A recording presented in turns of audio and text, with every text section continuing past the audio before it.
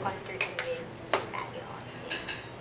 Wow, isa lang naman yung goal. For me is talagang makaduet ko siya and for the audience to really enjoy and parang have an experience that evening, no? It's a dream come true for me and this is the first time I'm going to perform with talagang ito, the idol, di ba? So I don't know, I really wanna get to know her even for a short time, a short period, and just learn a lot from her. Sa audience, syempre, gusto ko ma-enjoy nila yung repertoire kasi talagang medyo I had to choose not so easy pieces. I mean, siguro sa ibang tao, parang normal lang yung kakantahin ko, but they're not the typical songs that I do in my typical shows. So, merong nakanta ko na merong hindi pa. So, I just really want to give her a good impression, I suppose, no? So, yun. Pero ang galing po, no? Kasi possible na ngayon yung ganitong collaboration with Ano ka, an di ba? international artist tapos sa atin, tapos dito sa Pilipinas. Madaming beses na tong nangyari. I've seen some of our major artists do concerts with big American or, Hollywood singers, performers. So, hindi naman siya ganun ka-impossible. But I think now, more so for me, I'll speak for myself kasi first time ko to really perform with someone na of her caliber. No, I know in the past, in the US, I've done some shows with, I don't even know if you'll remember si James Ingram. I've done one with him. A lot of these pop mga singers sila, MC Hammer and Expose and yung mga 1990-91, no? Yung era na yon. So I've done a lot with Vanilla Ice and yung mga ganon. But at my age, to be performing with her, this was something na hindi ko din hindi sa hinagap ng ng isipan ko, hindi ko siya na-foresee.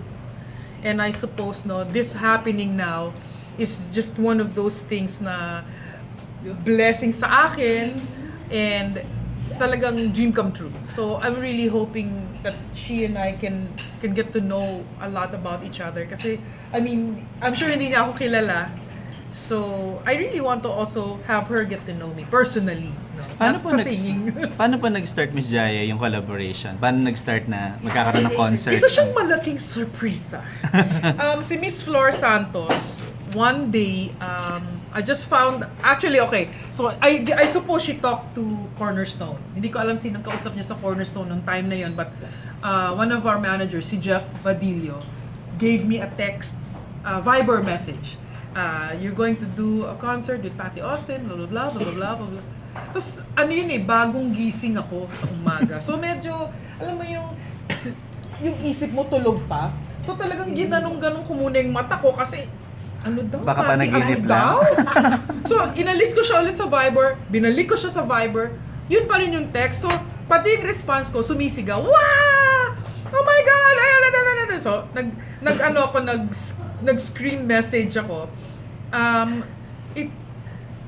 Yun, ganun. One day, I received that message out of nowhere from Cornerstone. So, nung nalaman ko na ganun, medyo hindi pa siya nagsisink in kasi baka naman mamaya hindi matuloy. But knowing Miss Flor, she's one of those people na hindi ko alam bakit ganun kalaki yung tiwala niya sa akin, but she's really doing a lot of different projects with me.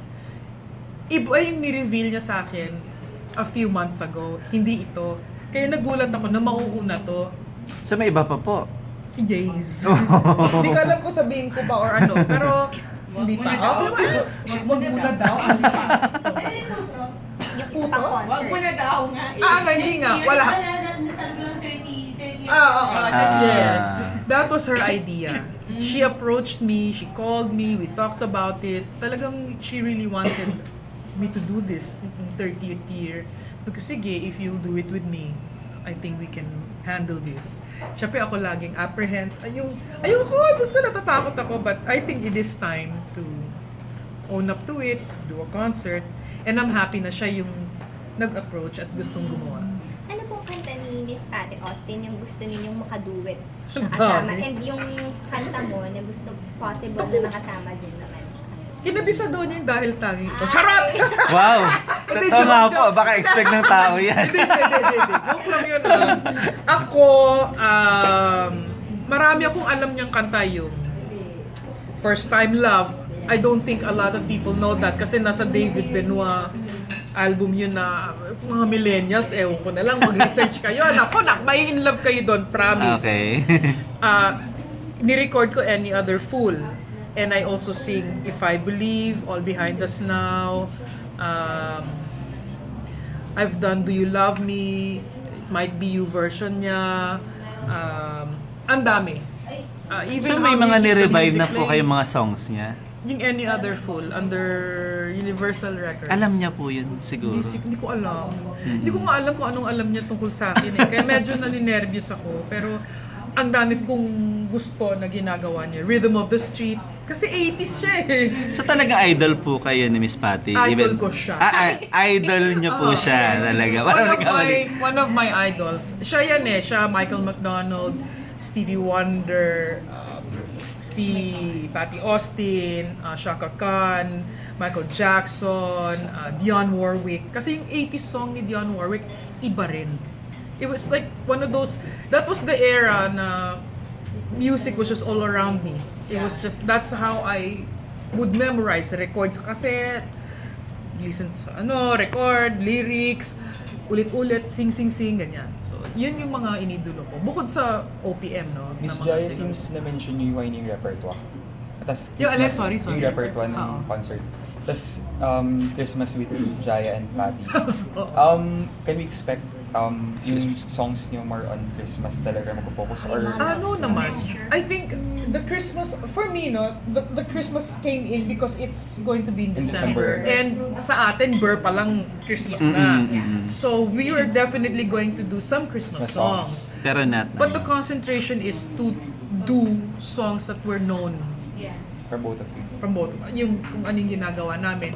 Most especially with her. I mean, Diyos ko naman. Exciting po yung mga love songs. Pareho po kasi maganda yung mga love songs. Ay, salamat po. Ako naman ay magkakantahin ko rin yung mga kanta ko na, yung hit songs.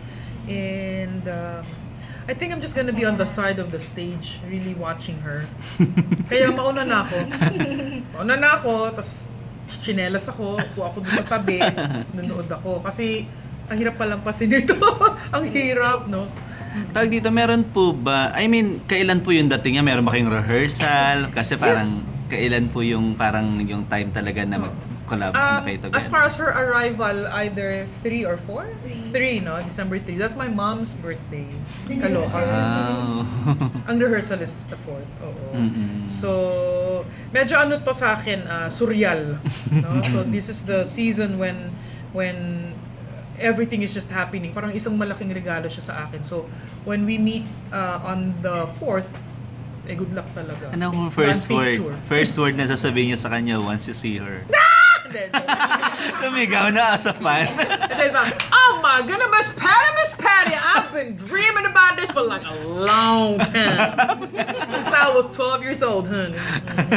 I mean, I'm sure, we're gonna be joking around. She's gonna find out my mother is half Jamaican, so she's gonna find out I live in the States. Ang dami naming pag-usapan, and depending also on her mood, because she's gonna be coming here, may jet lag pa yan. So I'll give her the space that she needs. It's gonna be her it's her call when she wants to chika. I'm sure machika din yan. Halata naman sa green eyes niya, di ba? Ang ganda-ganda niya, and from what I know about her, she started in the industry at 2 or 3 years old. So medyo siya, tagal na niya. Dami na niyang napagdaanan, alam. She's even into production now. I made a little research about her, yung mga past interviews niya with Mr. Boy Abunda. So, talagang sa akin, hindi ko alam kung anong feeling niya, but for me, this is like one of those journeys that I'm just so excited to be going through with. Kaya, halika na. Ma'am, what do we expect dun sa concert? Meron na bang plan that you have spot? May spot siya? May Yes. spot kayo together? May mga ganun? Definitely. That's it's going to be, it's not, you know, yung mga concert na parang may lilipad at lalabas sa bubong, ano, di ba? Walang nakasabit at nakabaliktad sa rope.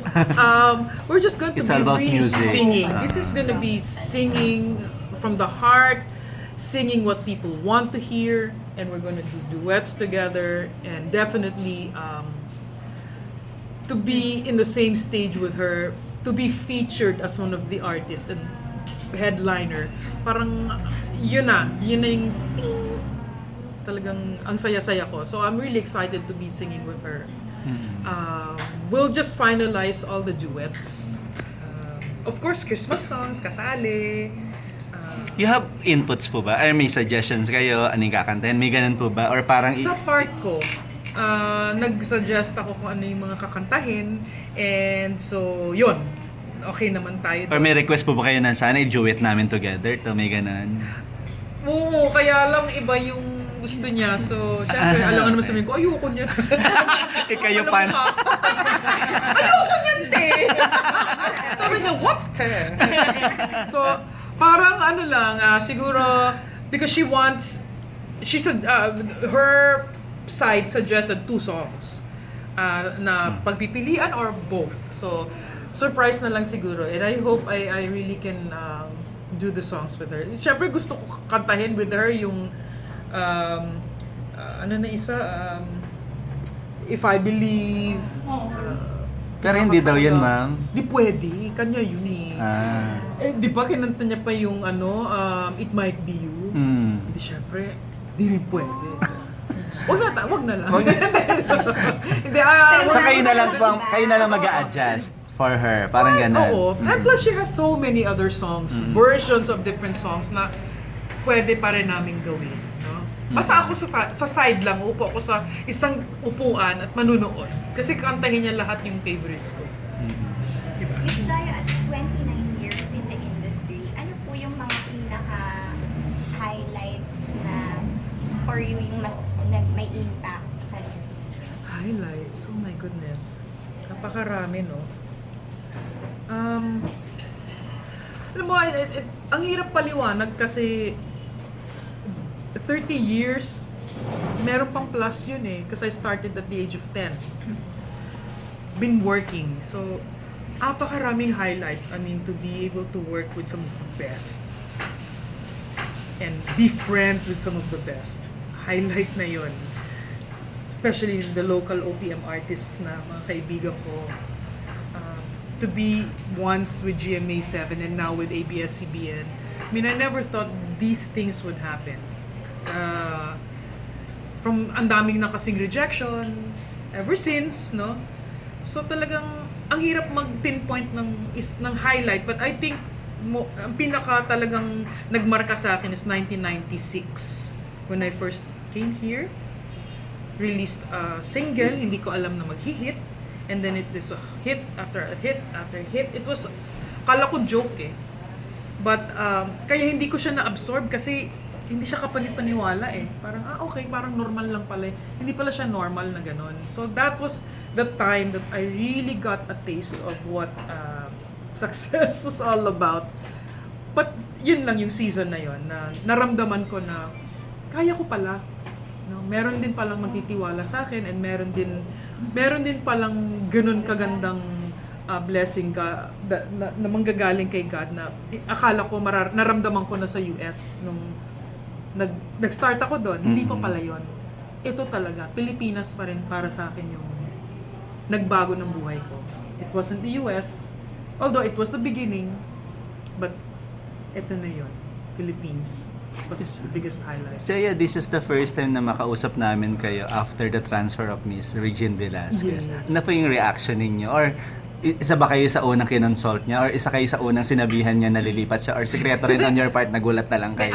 We had this one get together, tas narinig ko lang yung mga usap-usapin. So, ano yan? Ba't di ko alam yan? Ano yan? Lipat ka? Kamaingay. Sabi, hindi ko makukwento to naman.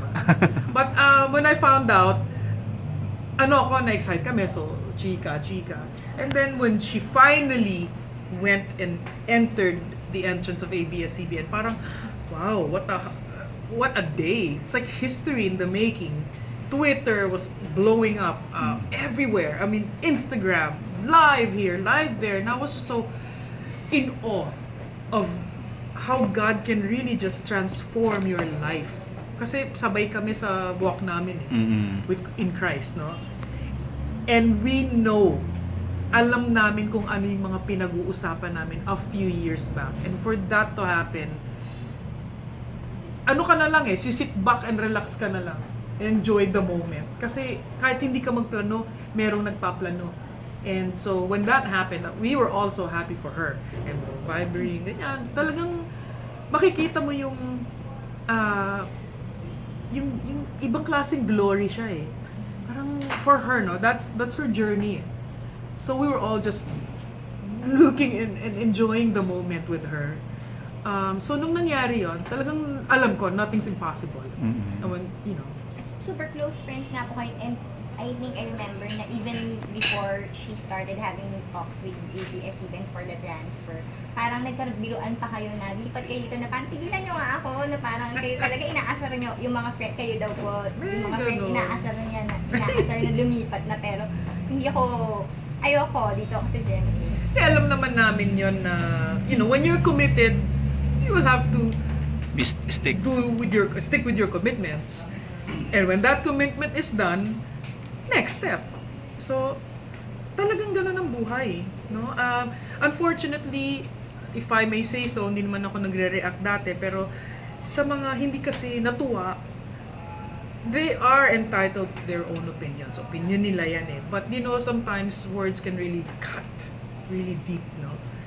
Alam ko na-affect siya doon, and lahat kami na-affect. Kasi matagal na kami magkasama Pare-pareho kami ng trabaho, di ba? So, ang kanya lang talagang magnified because she is the queen, no? For many of us. So, parang, oh my God, grabe naman. And we knew that it was going to fade. It will pass, it will end, and she will just go on with the journey. But she has to go through it. So, nung nalaman nga namin na lilipat na siya, ayun na yun. Masaya na kami. Pero yung kinukulit namin siya dati, talagang, ayan na nga. Hindi, no. Okay naman ako sa GMA. What did you tell her? What did you tell her po nung at that time na parang she was feeling bad because of the negative parang feedback about her transfer? Nag-text. Hindi, nag-message ako. Parang gusto ko lang siyang matawa kasi meron kaming past niya na alam niya nangyari hindi sa amin dalawa basta may nangyari, andun siya, tapos pinipigilan niya ako. Ginaganon niya yung kuko niya. Di ba malagi siya may kuko? Sa SOP pa to, gumagano na siya, hindi ko nararamdaman kasi meron akong chinichikang binababag kumbaga. Katabi ko siya. So, alam niya yung meron akong, gusto mo? Sino? Awayin natin, ganon. So, gino-joke ko siya na, sinong gusto mo awayin ko? Ganyan. Kasi ayoko namang chumika, tas wala namang permiso, di ba? Pero actually, joke ko lang yan sa kanya. So, hindi, okay lang ako, ganyan. Hindi, sabihin mo lang sa akin, magpo-post na rin ako. So, yun, pinatawa ko lang siya. Kasi, alam ko masakit yun. Sakit yung tao lang tayo, no? Sila kaya, sabihan ng ganon, masaya ba? Di ba? Hindi naman. So, but it comes to the territory. Part na yan ng trabaho namin. How does it feel po na parang kumpleto na kayo from SOP? Well, alam mo na. Alam natin. Naghihintay na lang ako ng booking. Open date. Pero, production number. In-encourage, humingi rin ba siya ng advice sa inyo na wala na, kumbaga sarili niyang decision My yun. goodness, Ganun. no? Oo. Ang tagal na niya sa industriya. She knows exactly where she belongs, what she needs to do. Her decisions are made with her husband, her God, and her manager. Alam mo yon, hindi na niya kailangan ng opinion or help ng iba. Unless, humingi talaga siya ng advice, no? But for us, as friends, ka-small group niya, or whatever, kami, alam namin na masaya siya. And that's what matters. Masaya, nagtatrabaho, walang inaapakang tao, tapos, ganun lang. How about po yung kay I'm not sure if you've heard about it, pero si Sir John. Ayan na nga. Halika na, magkape na tayo. Naunahan mo. Kanino You are to? friends with Miss Jana, di ba? Si kay- Ano naman, magkukumarit-kumpari kami. May sama siya ng loob. Parang nag-post siya. That's, Within the oo. station ID. So ito na nga yun. Hindi, kasi I was in the States. Tapos nagtitingin sa Instagram, tapos nakita ko, bagong gising talaga ako. Laging bagong gising. Alam mo? Time difference and all, na? So, bagong gising, tingin-tingin. I just thought, hindi ko naintindihan yung yung post throwback pero September 2018. So, ulit-ulit, ayan na naman, on-off, ganon. Hindi ako makareact kasi, that is his emotions, his feelings, his decision to post something that has something to do with his feelings. Lahat tayo pwedeng mag-post. So, nung ginawa niya yon, hindi ko alam anong i-react ko kasi damdamin niya yun eh. And if at the end of the day, he comes to terms with sa career niya, kung ano yung gusto niyang gawin at ano yung tama at mali, kanya yon. I cannot really comment on it na mali or tama. It's just, I love him as a brother, as a co-worker. I respect him as an artist. Nauna siya sa akin after all, no? Isa rin siya sa mga inidolo ko. Lahat naman yung kasama ko, inidolo ko si Ogie, si Regine, si Jano. They all make their own decisions and whatever it is, we have to respect it. Just like how we respect bashers. How they throw things at us. If we decide we wanna throw things outside, ano lang yun, siguro isang malaking emotional rant and then at the end we pull off, you know? Ako kasi hindi ako mahilig magbato online. I throw it at them. Yeah. I talk to them because their opinion matters to me. My managers, my handler, people I work with.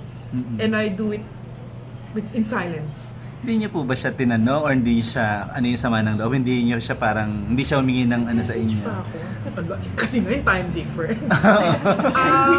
Or tinanong niyo sa, ano yung... Meron akong ibang sinagot sa Facebook. Hindi yun yung hindi yun yung post niya pero that's something to do pa rin na parang ayaw na sa kanya ng tao. Basta something ayaw, hindi ko maintindihan kung ano yung post pero nagsabi ay wag ganun, huwag ganun, gusto ko pa namin marinig, ganyan. I was just encouraging him. Miss Jaya, nung time din na nag-post si Sir Jano, maraming dun sa comment section nagkasabi na parang nung dumating si Miss Regine, nabaliwala kayo ni Sir Jano, you as an artist, parang importance. So, kayo po, ano yung thoughts nyo? Marami din nagkasabi na wala kayo sa station ID ng ABS. Wala nga, Nasa kasi States. nasa US.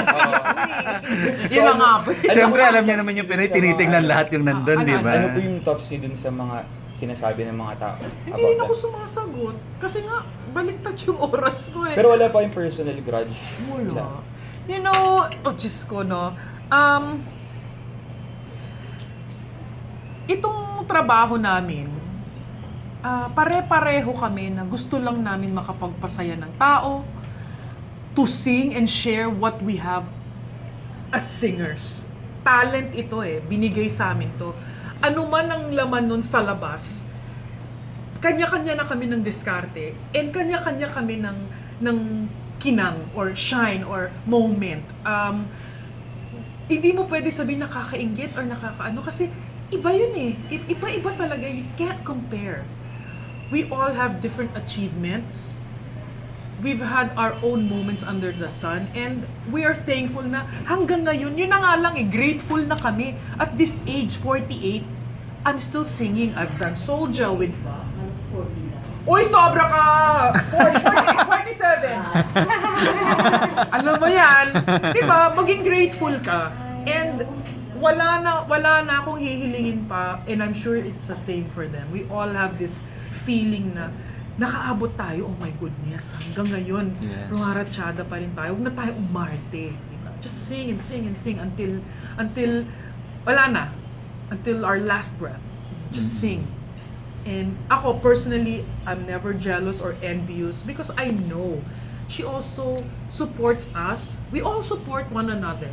And for her to be in ASAP, it's just, sabi sa'yo, historical Sobrang momentous yan And kami din naman we get to go on the same stage. I just don't know with Jano kung naka-guest na siya sa ASAP. But ako, many times, and I'm so content with that. Super. Promise. So, hindi po kayo parang semi-regular or parang talagang by mga Parang sa ngayon gusto ko rin naman lang guest appearances kasi minsan dami ko rin ginagawa, no? I'm a mom of 3 now because my stepson lives here, so and I have a husband and 2 dogs. Ay, 3 dogs pala. Marami din akong gustong gawin on the side, and I do have other shows and things that I do. And so yun. But if one day, isang araw, di ba? One day, isang araw, that happens, edi hooray! Di ba? Kung ano lang yung dumating, parang Plangak! gano'n. Isa tapos singer Miss Jai na itatanong. Na Bakit ba ako talungan ng bayan? Bakit kayo ba to? Anong complaint mo, te? Siya kasi parang nag-post siya na parang I don't know.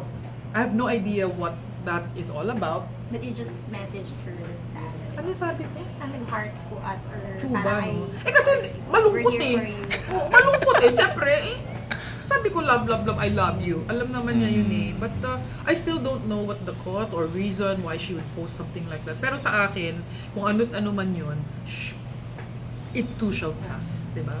So, kung ano man yun, text ko na lang siya, anyari, te? Ayoko naman nang babother ng ganun, di ba? Oo. Idol. Ayoko. Meron siyang farm. Oo nga, in At fairness Zumba. Yes!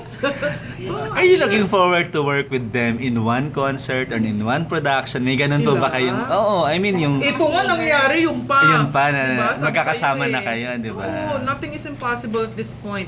Dreams are starting to unfold. It's like, it's a harvest for me. I'm just like, come on, bring it on. Let's do this. Kami ni Lani, we did San Francisco. Ang title po, Divas and Divadings.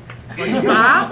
O, ano? Tayo po, ano di ba, ka? Dings? Kasi nga, yung impersonator ko si Ray Kilay. Siya, si Poca Rafael. These are impersonators that started here. So, baklang Poca, sabi niya, mag-show tayo, Divas and Divadings. O, sige, isa mong diva, si Lani. Huh? Okay, pumayag naman ng kumari ko. So, pak! Tapos, Ang saya siguro ang na. saya! Si Lani, akala niya hindi siya nakakatawa. Kakatawa siya. Nakakatawa siya. Ba't niyo gawin dito yan, ma'am, sa Philippines? Poca. Ano? Di ba? Gusto rin ng mga tao yung ganyan, di ba? Yung mga masasayang mga impersonator. Kakaiba siya. And I was so excited kasi first time namin.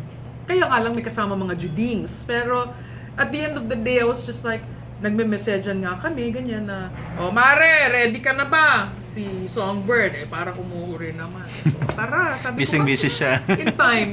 In time. Miss Jai, parang very positive kayo. Pero yung mga, lalo na nung mga nag-umpisa kayo, meron po, ano po yung rejection na naranasan ninyo na natuto talaga kayo? Or mas nagtatag sa loob? Siguro iba lang kasi yung panahon noon when I started, no? My mom was trying to push for me. Ko na sabihin kung anong show at kanino. But I was really turned down because of my face and my color and my hair and everything, no? So, alam ko yung rejection na hindi ka maganda, hindi ka maganda, ganyan.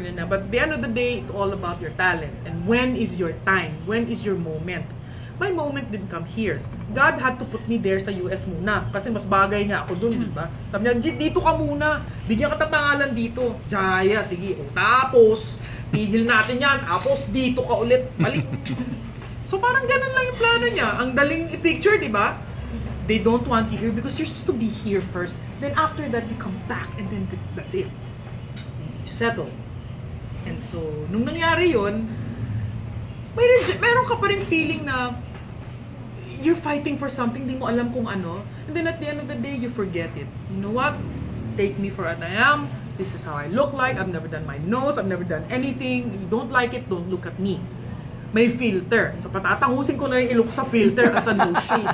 Or, gusto kong maputi ako, filter! Valencia! Si gano'n, si Bryce. Diba? Si Juno! Sa Apple. So, you get older, you have children, you go through life, and you just say, marami pang importanteng bagay kaysa pansinin ko pa yung rejection. Because at the end of the day, I'm victorious. Eto pa hindi pa ako tapos. Kala ko nga, pack up na ako 3 years ago eh. Pack up. Pack up before Cornerstone. Pack up. And I guess, because of that guy over there, si Jeff Badillo, ang pogi-pogi. Fresh ka! Anong cream mo sa face? Yeah, they approached me one time sa Kia Theater and after nun, sabi ko sa asawa ko, I guess we're not packing. And Talaga, ganun eh. Ang Pa dami. talaga, dumating sa point na gano'n? That you... Tama. Naman! Oo. Oo. This was 2000... Di ba namatay si Madir?